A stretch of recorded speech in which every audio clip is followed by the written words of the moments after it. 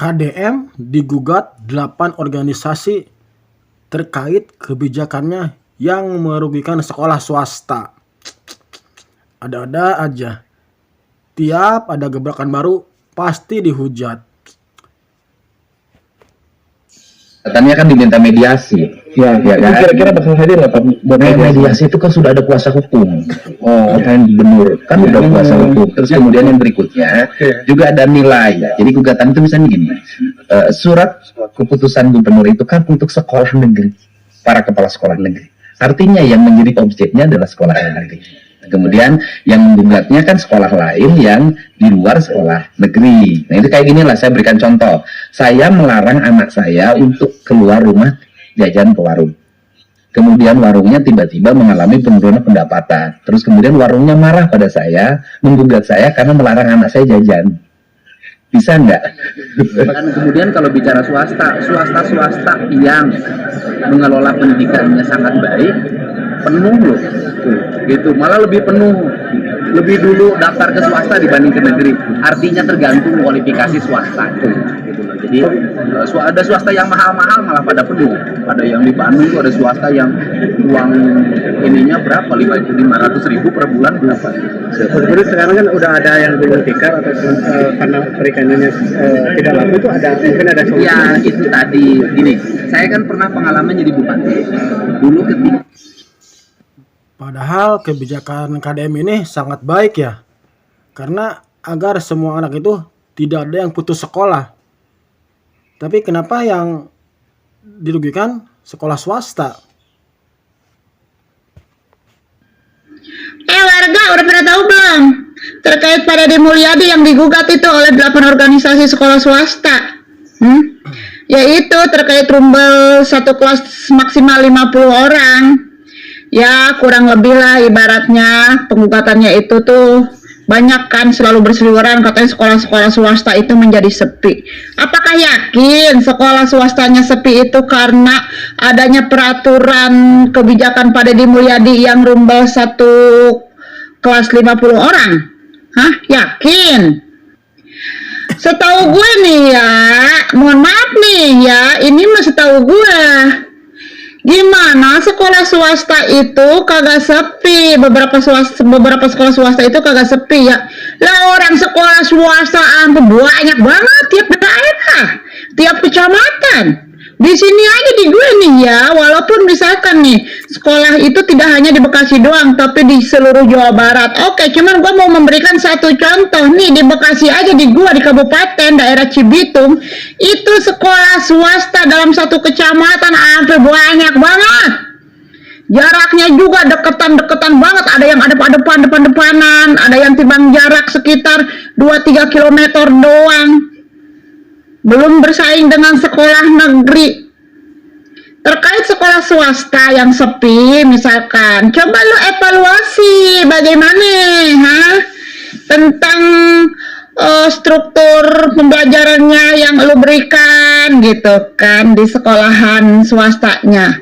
Begitu. Kalau dari zaman dulu juga kan terkait sekolah negeri mah masalah satu ruang orang rumbelnya itu mulai dari 45 sampai 50 itu kan memang sudah ada ya dari zaman dulu. Kan selalu gua ngomong begitu, dari zaman dulu juga memang sudah ada sekolah negeri itu 45 sampai 50 gitu. Nah, sekarang terkait sekolah swasta yang sepi, coba evaluasi bagaimana kalian dalam sistem mengajarnya, bagaimana dengan kalian iuran biaya per bulannya. Soalnya bukan apa-apa nih, namanya sekolah swasta otomatis kan biaya-biaya itu tuh lebih mahal, lebih banyak mengeluarkan biaya ya. Dan zaman sekarang juga nih mungkin orang tua sekarang ini saat ini tahun ini tuh lebih memikirkan, oh gue daripada masukin anak gue ke swasta yang biayanya cukup mahal, ya udah lebih baik mereka memilih sekolah negeri ataupun bisa memilih sekolah swasta yang memang biayanya agak ringan ya begitu. Jadi jangan dikit-dikit apa-apa disalahin karena kebijakan gubernur jadi sepi karena kebijakan gubernur jadi sepi. Contoh, lu lihat dulu evaluasi bagaimana sekolah lu kok jadi tidak diminati oleh orang tua, oleh siswa. Buktinya di sini di Bekasi nih, salah satu contoh lagi gua kasih contoh ya. Banyak kok sekolah swasta yang murid-muridnya masih banyak, masih mendapatkan murid-murid banyak, dan ada juga sebagian sekolah swasta yang memang tidak mendapatkan siswa gitu. Ya kembali lagi cek bagaimana fasilitas yang kalian tawarkan ya terkait sekolahnya begitu. Kemarin terkait rumah sakit Al Ihsan yang kagak kelar-kelar gitu kan, wah digugat, di demo, di apa, di ini itu, akhirnya apa, berhenti sendiri kan, capek sendiri. Sekarang oh iya ada materi yang baru nih terkait sekolah swasta aja kita taikin nih, buat apa, buat menggugat, buat mendemo Deddy Mulyadi begitu, terus aja dicari-cari gitu kan, buat apa, buat menjatuhkan pada Deddy Mulyadi. Intinya mah ini mah ya udah gitu aja dari gua mah. Sekali lagi nih ya, buat sekolah swasta yang kalau memang kalian sepi, tidak banyak diminati oleh orang tua, calon-calon siswa baru, coba cek dan recheck, evaluasi, lihat ke persaingan sekolah swasta yang lainnya, kekurangan kalian di mana. Soalnya bukan apa-apa, di sini masih banyak juga kok sekolah swasta yang masih mendapatkan siswa-siswa yang sekolah begitu ya. Jadi jangan apa-apa gubernur, ampun. Kalau gue mau tetap setuju sama gubernur Jawa Barat pada Deddy Mulyadi, selain gue suka sama dia, tapi memang semua kebijakan-kebijakannya dia itu memang lebih condong ke orang-orang, rakyat-rakyat yang kurang mampu, orang-orang tua.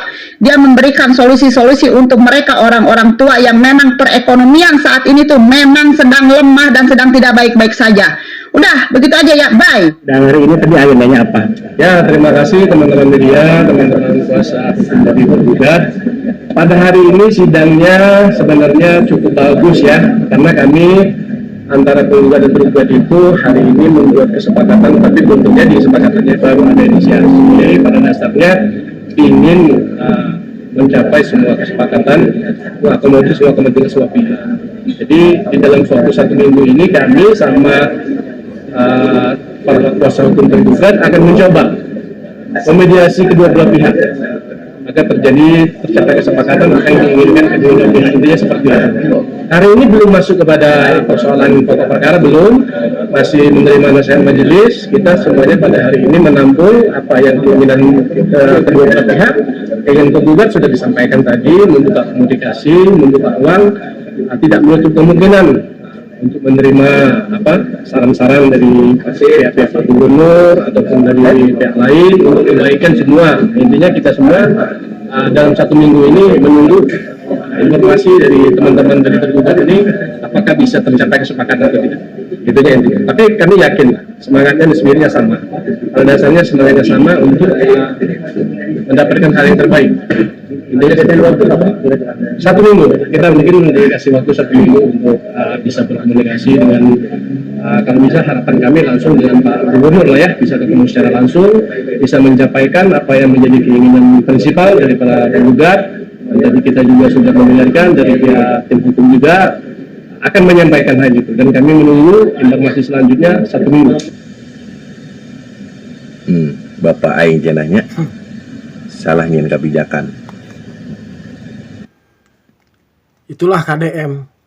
Setiap kebijakannya menguntungkan rakyat banyak, pasti ada saja yang tidak suka, bahkan ada yang merasa dirugikan. Makanya sampai ada yang mengkritik, menggugat, dan lain sebagainya. Makanya maju terus KDM demi kepentingan rakyat banyak. Kebijakan naon? Kebijakan barudak sekolah sakelasna 50 supaya rasup kabeh. Jadi deui budak anu putus sekolah. Kitu tah siga video ieu anu di Bantar Gebang Kota Bekasi. Tah apa teu karunya nya? Budak SD lulus nilaina alus nya karena bapana teu boga duit jeung ka swasta karena nidang geurina teu asup. Apa teu sedih? Kebijakannya ku bapak pokona anak Jawa Barat asup kabeh sekolah. Anu ieu Ya makan ibarat kieu nya ya, lamun swasta jeung negeri ibarat aya hiji walungan nya anu hiji ieu penyeberangan mayar. Nah di gigirna aya jembatan buatan pemerintah. Nah masyarakat milih mana? Ya milih anu jembatan pemerintah tuh. Da lewat jembatan dia mah mayar. Kan gitu, dasaruan nepi-nepi mayan ka seberang ka ditu. Kitu. Nah, ya bapak yang ngomong kudu gini. sekolah tapi ke SMA pokoknya tahun dia ditargetkan rek beunghar rek miskin kudu sekolah tapi ke SMA tanggung jawab pemerintah jangan naon boga wamen dikdasmen gitu merah kan orang sunat sekolah kudu SMA teh sekolah SMA dihukum paling masuk gitu. Tuh, itulah kebijakan yang sangat menguntungkan rakyat banyak. Makanya KDM mengeluarkan kebijakan itu agar semua anak bisa sekolah semua sampai SMA. Tanpa terkecuali. Mau miskin, mau kaya, semuanya harus sekolah. Oke, terima kasih. Wassalam.